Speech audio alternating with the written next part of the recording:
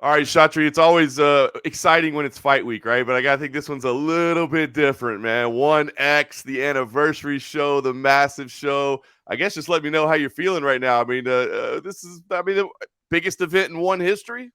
Yes, this is the biggest event in one history. And, if you look at what we're trying to pull off here, no global organization has ever tried to do, an all day festival from 1 p.m. to 11 p.m. with, you know, the highest level world champion athletes in mixed martial arts, Muay Thai, kickboxing, and submission grappling, basically all the main combat sports arts, and at the highest levels. And, with a massive broadcast to 154 countries around the world, this is reminiscent of Pride Shockwave. At least the buzz out here in Asia is very similar. Um, and it's just one of those things. I really believe that 5, 10, 15, 20 years from now, people who are in stadium or people who watched, live on our broadcast will say, they'll tell their kids and grandkids about it because, again, it's a massive first for the industry. We've obviously had big MMA events before. We've had big, Muay Thai events or big kickboxing, but never all in the same day with world championship title fights. We have 5 world title fights, 1 world Grand Prix fight, 1 super fight with special rules. I mean, it literally has everything. If you love martial arts, if you love combat sports, it has something for everybody. Yeah, well, listen, I guess that's kind of what I wanted to ask you. I mean, obviously, this is a special event. It's the 10-year anniversary of one. You wanted to mark it in a special way, but to take on all this, like, why decide this? Because look, you could cut this card in half, and it'd still be a pretty dang good card. You know what I mean? You got a lot of names on it. So, what made you decide? No, we're gonna do this whole day, big, like you said, special rules, fights, grappling. I mean, everything. What made you say this is what we're gonna do? Well, we're always trying to innovate here at One, and we want to break and make history and do things that never been done before. And it's we're always thinking outside the box, right? So whether you have a Rotang or DJ, you know, getting 2 goats from different sports and creating a rule set that allows them to exploit their strengths and yet have to prove that they don't have holes in their game, right? It's a really intriguing matchup for fans, and that's the DNA of One, and that's the DNA of my team and myself. We're always trying to raise the bar, innovate, think of new things, um, and do things that never been done before. Like we love making history, and it's just one of those things. Again, like if you ask any combat sports fan around the world, what is the most epic martial arts event that you still have goosebumps over? People say it's Pride Shockwave. There's just the Pride glory days are truly still, in my mind, um, some of the greatest events in history. Um, and we're trying to replicate that. That's or beat that rather, right? I mean, Pride Shockwave was massive, 100,000 people, but it was only in Japan, broadcast only in Japan. Here we have an opportunity, you know, to ignite the whole world and create something truly memorable that for generations. Again, I really believe this is one of those events. Knock on wood that COVID doesn't throw a monkey in the wrench, but it's just one of those events, and it's so unique and so spectacular and so weird as well and different. Again, never have you had this level, the highest caliber world championship athletes in all these respective sports, all competing in one card. So, um, yeah, it's just something totally, totally different from anything else that the other 2 major global organizations are doing. UFC and Bellator. Yeah, no doubt. I'm excited for it. All right, so we should tell people part one, YouTube, part two, YouTube, and then part three is the grand finale. That's where the main card, if you will, the end. That's going to be a pay-per-view event on Right. watch.onefc.com. So this is a new platform for you guys with this watch.onefc.com. Talk to me, Shadi. Is this a special event just for 1X? Is this a page that we need to bookmark and be ready to use in the future? Is this a platform? What can you tell us about this pay-per-view platform that you're using? Um, well, part 1 is YouTube. Part 2 is YouTube and all of our free to air broadcast partners, 154 countries. And then part 3 is pay-per-view. This is our first foray into pay-per-view, and it's really primary target the Asian market, and hence the Asian time zone. And we're really experimenting here, and really just sort of figuring out how Asia is appetite for pay-per-view. And so we're going to learn a lot. At the same time, over next, I don't know, few weeks, hopefully next 2 to 3 weeks, we'll have a major announcement about our U.S. broadcast partnership. CAA, led this media rights roadshow with U.S. broadcasters last summer, and we thought we'd conclude everything by December, but we are now in stage negotiation. We got 3 offers from major U.S. broadcasters, the major U.S. broadcasters, and we've selected one to be our partner, and it's a multi-year deal. And I should be announcing something next few weeks. So then I think the pay-per-view platform will be specific to this broadcast partner. Fair enough. Looking forward to that. Look at exciting announcement. I've heard rumblings about a potential announcement. So looking forward to it. Does that also mean U.S. events as well, right? Because that's the other rumor that, hey, not only is one signing a broadcast deal, but they might be coming to the United States as well. So does that kind of go in tandem with that? Yes. I mean, obviously pre-COVID, the plan was to come to the U.S. and again, COVID threw the whole world for a different spin. But I mean, again, when we announce this deal, it will be the biggest deal we've ever done, for the U.S. market. Primetime events on a regular schedule. It's going to be some exciting stuff I'll be announcing. Again, probably next 2-3 weeks is my best guess. Can't wait for that. All right. Well, that's all in the future. I'm looking forward to that. 1X right now, of course, this amazing event, day-long event, as you said. Hey, you know what? Something kind of special about it. I mean, you look at all the fights and how many made. Obviously, the mixed rules fight is a big focus that everybody's talking about, and I want to ask you about that in a moment. But I think there's something pretty cool about this event. Angela Lee and Stamp Fairtex headlining, right? A women's atomweight bout headlining this. I mean, 10 years ago when one was just starting, women's MMA was just kind of getting on the map, right? And now for a women's fight to be headlining an event of this caliber, pretty special. I want to ask you about, why the decision was made to make that one the headliner, because I think it's pretty cool. We're not talking a lot about it, but I think it's pretty cool. Yeah, I'm a big believer in gender equality.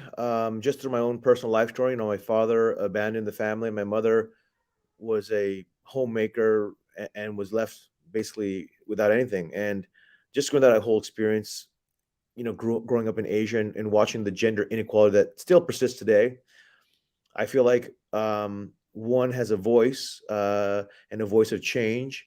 And it's sports, but at the same time, whether it's sports or music or entertainment, the heroes of those pillars are genuinely role models shaping society and the next generation, what kids think are cool, how little boys treat little girls, how kids treat their parents. There's a whole host. The people, when I grew up, obviously I had my Muay Thai heroes on the wall, but I also had Michael Jordan, right? So sports and music entertainment really transcend everyday life and inspire kids and teach kids outside of their families and outside of school, teach kids what's cool, hip, but also what's right and wrong. And but of course I also genuinely believe that the one atomweight division is the single best female division in the world, full stop, pound for pound.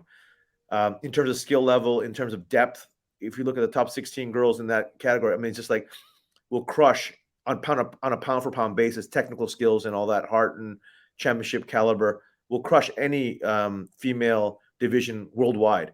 Most female divisions worldwide, are maybe 3 or 4 or 5 fighters deep.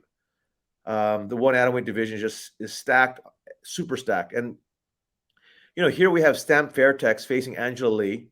Stamp Fairtex already has won world titles in kickboxing and Muay Thai, and she's trying to be the first person to be a 3-sport world champion ever in the history of martial arts, and that's a big, big thing.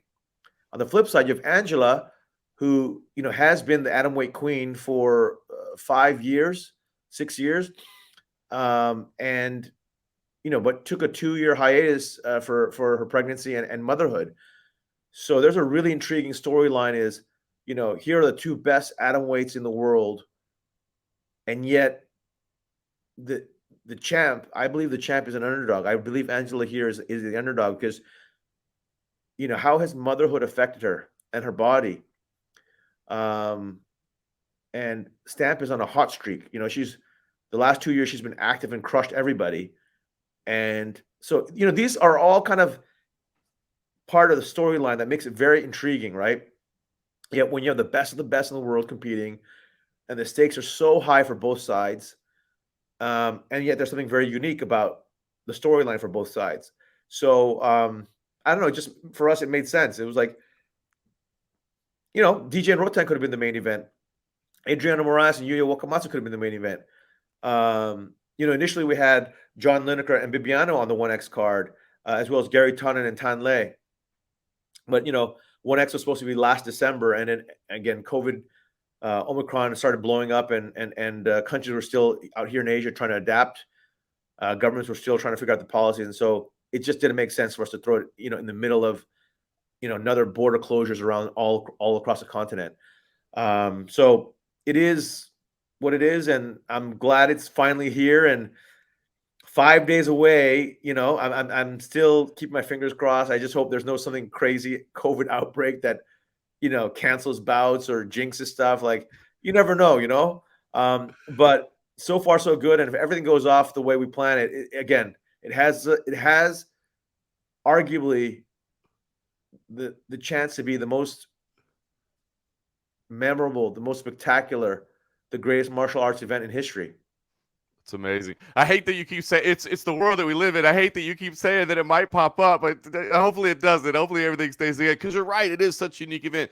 I did want to ask you about Rodtang versus Demetrious Johnson, of course, man. That's the fight that has everybody's attention. It's such a wild fight. The mixed rules make it so intriguing. I guess what I'm curious about is that, is this something that, you're doing just for 1X, this one special occasion, or do you see yourself promoting kind of mixed rules fights like this moving forward? Because it's intriguing, right? It's a little bit weird. No. Fun. I think you'll see more of this. Again,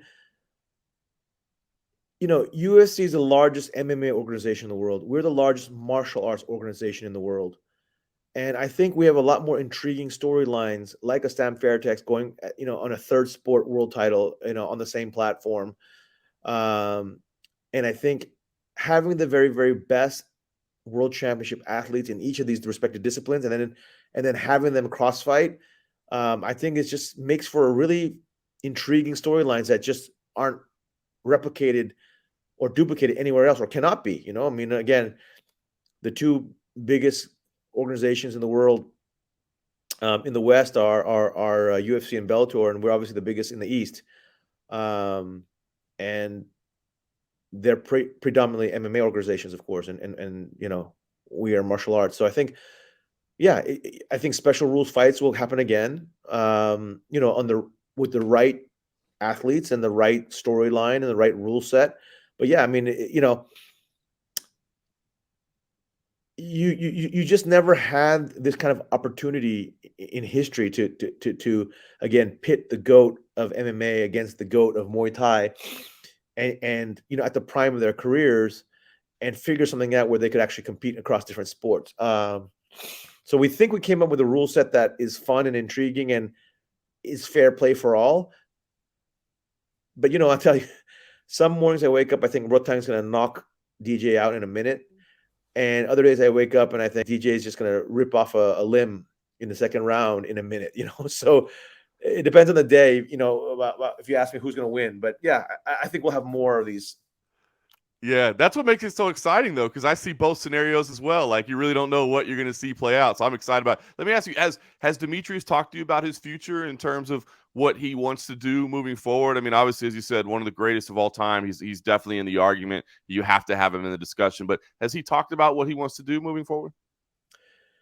Yeah, I mean, of course, he wants a rematch with Adriano at some point. He's going to have to earn his way back because, I think he was it wasn't a close fight. DJ was losing each round, and then he got KO'd, of course.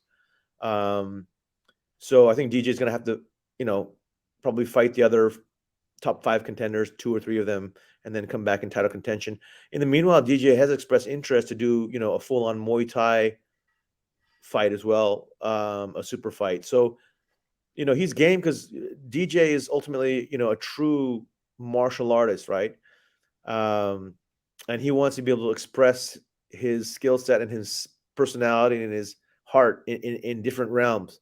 So I wouldn't be surprised if DJ does a super fight in submission grappling and a super fight in Muay Thai and maybe kickboxing even too. But I think he really has his eye on winning the world title at one. He's never been finished. He's never been knocked out, right? In the UFC, I would argue he actually beat Henry Cejudo that last fight. And has steamrolled everyone in the UFC, but here at one, he's gotten, he's gotten in trouble a few times and almost finished, but then eventually he did get finished. So it's, DJ's in rare territory for someone who's in his prime of his career, So Yeah, he's time to play back. But I think, again, do I think DJ is still the GOAT? Yes. I mean, why do I say that? Obviously, his 11 title defenses. But if you just look as a martial artist, pure skill set, his striking, his wrestling, his submission grappling, his transitions, his balance, his speed, his footwork, his reflexes, his eyes. If you put all those attributes against a Georges St. Pierre, and I love George. George is a good friend as well. Or Khabib. I also love Khabib. But technical skills, right? I'm talking about well-rounded mixed martial arts. I think DJ has the best skills of all time. And I'm speaking as someone who's been, a lifelong martial artist, right? Yeah, I've been doing Muay Thai for 35 plus years and Jiu-Jitsu for 15 years, whatever it is. So I look at DJ's game, I'm like, man, the GOAT, of course, should be defined by your record. It should be defined by your career achievements. But in order to have a GOAT, pound for pound GOAT, you have to also look at the skill sets because Georges St. Pierre's body of work is also extraordinary, phenomenal. Khabib's is phenomenal, right? But outside of their achievements, the technical craft they actually possess, how high level in each of the dimensions of mixed martial arts, I think that's very important in saying who's the GOAT, right? Like that, at least that's for me. I mean, yeah.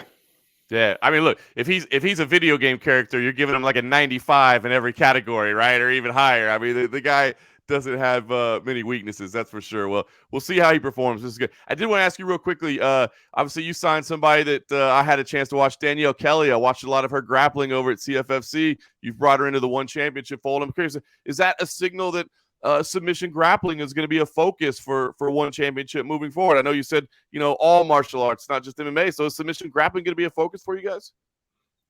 Yeah, I mean, I don't know how big of a focus it's going to be, but I mean, I'm a brown belt in jiu-jitsu. I love jiu-jitsu. I've had my eye on Danielle for a while. She's a killer competitor. Goes for finishes and very slick. And she and I began talking a few years ago. And when she was ready to make the jump to MMA, she pinged me and said, "Chatri, I'm ready to go. But can I start off with some submission grappling matches?" I said, "Yeah, of course. I mean, you can do both all the time." And I think our submission grappling roster came about organically.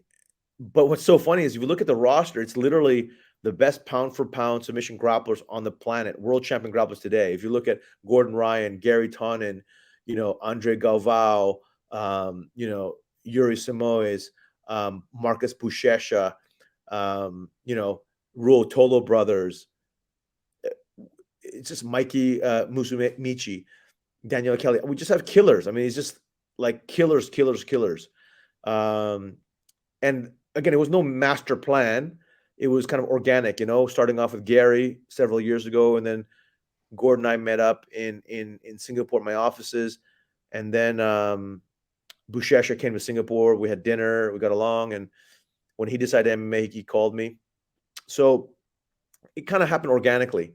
And And when we reached out to the Ruotolo brothers, they were also already thinking about the transition from submission grappling and jiu-jitsu in the gi into MMA, but they wanted a platform that best represented their values as martial artists and their expertise. And so again, it was a win-win situation, and we just put it together. So you are going to see Mikey Musumeci, 5-time jiu-jitsu world champion and current Roosterweight world champion, IBJJF. He will be taking on Imanari next month in a submission grappling match in a regular one card. So you're going to see in that card MMA and Muay Thai, kickboxing, and submission grappling. So, I don't know how many bouts we'll do, but of course we are thinking of doing we're very serious now about submission grappling. But again, what percentage of the card is it going to make and all that other stuff? It's hard for me to say right now. That's an amazing matchup. That's awesome. I love submission grappling. It's great. Well, it's great when you do. Like I told your team, I was worried how long we'd be talking. We didn't even talk about Aoki versus Akiyama. We didn't even talk about John Wei Parr. Like I told your team, I said I'm worried. I could sit here and probably break this card down with them for an hour, 2 hours, man. I mean, it's incredible how much you guys have put on it. But you've given me enough of your time, Chatri, and I appreciate it. I don't think you need to sell this thing anymore. I mean, if you're a martial arts fan, you're going to want to tune into this. But I guess, is there any last pitch or tagline or whatever that you want to make sure people know about this event? Like I said, this is the most unique, weird, interesting world championship card ever done in history by any major global organization. And this is one of those events, to all fans around the world, this is one of those events 5 years, 10 years, 20 years from now, people will be talking about, especially people who are in stadium and people who watch on the live broadcast with their friends in their living rooms or in bars around the world. It's one of those mega events that's so spectacular. Think about it, 5 world title fights, 1 world Grand Prix fight, 1 special rules fight, and literally the best of the best in mixed martial arts, kickboxing, Muay Thai, and submission grappling, all in one night, all in one day, rather, starting at 1 p.m. Singapore time to 11 p.m. straight. No intermission. So if you love martial arts, this is like martial arts heaven. That's awesome, man. Chatri, I'm looking forward to it, man. Thank you for your time. I know it's a busy week for you. Congratulations. And we're looking forward to this event and all the good news coming up in the United States as well. So good luck this weekend, Chatri. Thank you so much, John. Appreciate it. Take care, buddy.